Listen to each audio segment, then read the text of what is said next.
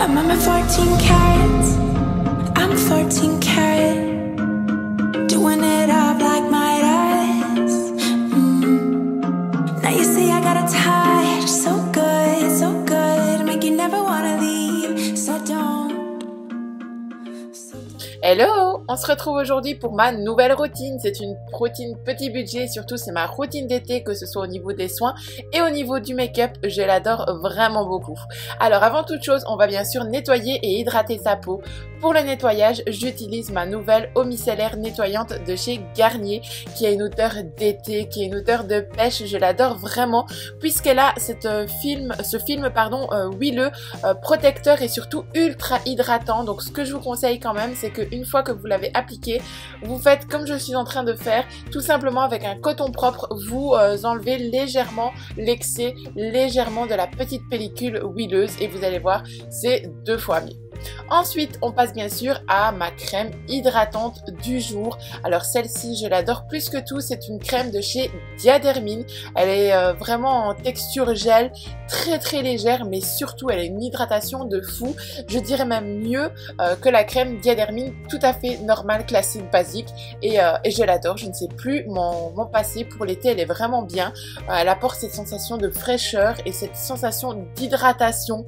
Je sens vraiment ma peau beaucoup mieux, elle me fait une peau beaucoup plus nette et surtout je remarque que j'ai beaucoup moins de petits boutons avec celle-ci. Ensuite, on passe maintenant à mon fond de teint chouchou de l'été. Je l'ai depuis maintenant, je pense, 2 semaines. Je ne sais plus du tout m'en passer. Il est vraiment top. Je vous en ai parlé d'ailleurs très récemment dans ma dernière vidéo. Il s'agit du Dream Wonder Nude de chez Maybelline que j'utilise avec mon nouveau pinceau de chez Sephora. Lui, par contre, je vous en ai parlé dans mon haul dernier achat. C'était un petit caprice que j'ai fait lors de mon dernier déplacement chez Sephora et sincèrement je ne le regrette absolument pas du tout puisque celui-ci ne déplace pas du tout la matière, il ne laisse aucun tracé de pinceau, je l'aime vraiment beaucoup, il fluidifie vraiment bien la matière avec ma peau et les poils sont vraiment très doux, on pourrait vraiment, il a une très bonne qualité, je m'attendais à autre chose, je veux dire même à moins bien que ça, donc sincèrement je suis vraiment ravie. On passe maintenant à la case anti-cerne. Alors tout simplement ici, j'ai utilisé mon Naked Skin. Alors c'est vraiment un anti-cerne que j'aime d'amour, mais vraiment, waouh, il est super. Je vous en ai parlé dans ma dernière vidéo, je vous mettrai d'ailleurs le lien en barre d'infos. Il donne vraiment cet aspect fraîcheur, il cache complètement les cernes. Pour les personnes qui ont des cernes vraiment marquées ou qui sont très souvent fatiguées, je vous le conseille. Il est un peu plus cher, c'est pour ça que je vous ai présenté l'anti-cerne ELF aussi, puisqu'il a une très bonne couvrance aussi et à budget vraiment minime. Donc ça c'est un petit peu à vous à voir par rapport à vos budgets, mais ces 2 anti-cernes là sont vraiment de fou. Je vous les conseille à du 200%. Alors pour avoir un rendu vraiment optimal, je vous conseille tout simplement de prendre une Beauty Blender et surtout de tapoter très légèrement. Ne déplacez pas la matière, n'appliquez pas ça trop fort avec votre éponge, pardon. Vous démarquez simplement les traces d'anti-cerne et point, c'est tout. Vous en arrêtez à ça. Voilà, j'effleure à peine ma peau. Voilà, je vais y arriver. C'est vraiment dur aujourd'hui, je vais vraiment y arriver. Mais voilà, on effleure, on estompe et basta, on s'en arrête vraiment à ça. Le rendu est vraiment très naturel, je n'ai pas du tout cette sensation de lourdeur, pardon, oulala, ça va plus du tout, de lourdeur, de couche de fond de teint, pas du tout, puisque la poudre matifiante va vraiment m'apporter ce côté léger, ce côté vraiment subtil, et je déteste les fonds de teint, couches, etc. Et bien grâce à tout ça, grâce à cette routine globale, je n'ai pas du tout cet effet-là. Alors au niveau de la poudre matifiante, c'est encore une fois une poudre petit budget puisqu'il s'agit de la poudre matifiante compacte de chez Essence. Alors celle-ci est légèrement teintée, je ne sais plus exactement la teinte, mais je vous la mettrai en barre d'infos juste en dessous. Je pense que c'est la plus claire tout simplement puisque je ne suis pas encore bronzée, je ne suis pas encore partie en vacances et donc du coup c'est vraiment la teinte la plus claire je pense que j'ai pris de chez Essence. Sincèrement, elle est vraiment top. C'est une poudre petit budget, donc il faut en mettre un petit peu plus, mais elle vaut vraiment le coup. Elle tient toute la journée. Je vous conseille tout simplement de ne pas hésiter à en mettre là où vous avez placé votre anti-cerne. Et pour le reste du visage, vous terminez avec ce qu'il vous reste sur le pinceau et c'est largement suffisant. Bien sûr, n'oubliez pas votre cou puisque vous avez quand même appliqué un petit peu de fond de teint dans le cou, donc c'est important de matifier cela aussi. On passe maintenant au réchauffement du teint. On va utiliser une poudre différente, la Light of Orient, c'est la nouvelle collection de chez Essence qui est basée vraiment sur des couleurs orientales, des couleurs très chaudes. J'adore vraiment cette collection, mais surtout on va utiliser une technique beaucoup plus différente. On ne va pas vraiment appliquer la technique du contouring, on va quand même malgré tout garder cette technique du 3, mais beaucoup plus large. Comme vous pouvez le voir, on va vraiment travailler en effet circulaire, mais beaucoup plus large. On veut vraiment cet aspect, je me suis exposée au soleil et je me suis pris un petit coup de soleil. On veut vraiment cet aspect bonne mine et pas cet aspect contouring. Donc c'est vraiment important. Vous y allez en 3, toujours vers l'extérieur du visage, mais beaucoup plus large. Vos mouvements sont beaucoup plus larges et alors vous n'hésitez pas vraiment à tourner, mais légèrement. N'appuyez pas trop fort avec votre pinceau et allez-y vraiment largement. Vous allez voir, après on va estomper tout ça et ça va vraiment vous apporter ce côté bonne mine et ce côté fraîcheur. C'est vraiment ça, à la fin vous allez voir, c'est vraiment le mélange de tout ce travail circulaire qui va faire qu'on a vraiment ce côté bonne mine.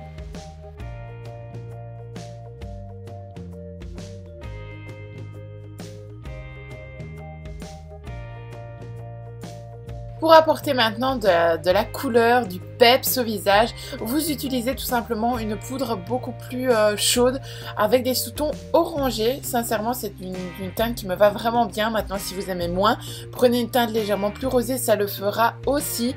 Après ça, bien sûr, vous adoptez cette routine à votre manière, avec votre texture de peau et votre rendu. Alors moi, c'est vraiment des teints qui me vont vraiment bien. Alors, vous y allez. Vous voyez, vous travaillez votre blush complètement différemment. Et ce que vous faites aussi, c'est que vous contourez un petit peu votre contour de l'œil. Vous allez voir après, quand on va estomper avec un gros kabuki, ça va vraiment apporter cet aspect naturel encore une fois. Et c'est vraiment ça que je veux viser. Mais vous voyez, ça va tout de suite me donner un côté petit coup de chaleur comme ça. Ça va m'apporter vraiment ce côté beaucoup plus éclairé au visage, parce que si je ne fais pas ça, ça me laisse un teint trop fade et ça, je n'aime absolument pas du tout.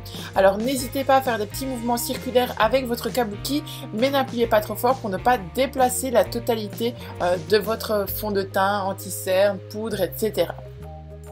Bien sûr, on passe maintenant à ma routine sourcils. Alors bien sûr, rien d'exceptionnel à part le fait que j'utilise mon produit Anastasia Beverly Hills avec mon pinceau Sigma Chouchou. Ces deux produits-là, je ne sais plus m'en séparer puisque j'ai appris à les travailler. Enfin, du moins, j'apprends encore. Je ne suis vraiment pas parfaite du tout au niveau des sourcils. J'ai hâte d'une chose, c'est d'avoir mes cours au niveau make-up au mois de septembre pour pouvoir enfin apprendre à réaliser des sourcils à 100% corrects. Du moins, j'essaye du mieux que je peux, je m'en sors du mieux que je peux et je commence un petit peu à prendre les formes et ça commence à rentrer du mieux que je peux tout simplement. Et pour ce faire, bien sûr, j'utilise cette crème. Vous passez après un petit goupillon pour bien lisser vos poils et c'est juste bien comme ça. Ensuite, on passe à la case highlighter, c'est ma case que je préfère puisque ce teint a été vraiment matifié. Et bien grâce à cette phase là, vous allez voir, ça va apporter ce côté vraiment pétillant, ce côté bonne mine mais 100 fois mieux. Puisque c'est un highlighter de fou, c'est le Mary-Lou-Manizer de chez The Balm, c'est l'un de mes chouchous. Il est vraiment puissant en tant qu'highlighter, j'en ai déjà testé d'autres, mais qui qui partent au fur et à mesure de la journée, qui ne tiennent pas ou qui ne sont pas autant pétillants. Et bien celui-ci, il tient, il ne bouge pas, il reste là, il donne vraiment ce teint glowy comme je l'adore. Et vous allez voir, au fur et à mesure, c'est vraiment ça qui va apporter ce pétillant dans le visage, parce que sinon on manque beaucoup trop de lumière.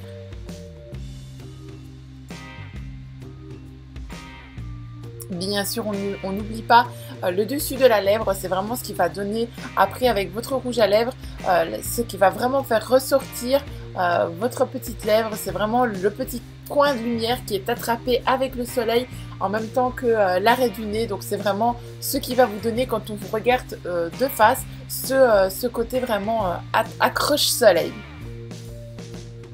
Alors bien sûr, comme je porte des extensions de cils, je mets juste du mascara sur mes cils du bas puisque je n'aime pas avoir cet aspect juste faux cils, etc. Donc du coup, je mets du mascara malgré tout en dessous. Alors celui-ci, c'est un nouveau, c'est celui de chez Peggy Sage. Alors je l'adore vraiment beaucoup puisqu'il a un aspect un petit peu plus épais. Il donne vraiment du corps aux cils, donc je ne l'utiliserai peut-être pas pour du volume, mais plus pour du corps aux cils. Et il est vraiment top et encore une fois, petit budget. On passe maintenant à la dernière étape, celle du rouge à lèvres. Pour ce faire, j'ai utilisé un rouge à lèvres totalement mat. C'est le rouge à lèvres Kat Von D en teinte Loftcraft. C'est un vieux rose, bois de rose, qui rehausse la teinte naturelle des lèvres. Et celui-là, je l'adore plus que tout. Et donc voilà, on arrive maintenant à la fin de cette routine. J'espère en tout cas que ça vous a plu. Si c'est le cas, n'oubliez pas de me mettre un petit pouce en l'air, ça me fait toujours énormément plaisir. Et sur ce, je vous fais d'énormes bisous et je vous dis à la semaine prochaine.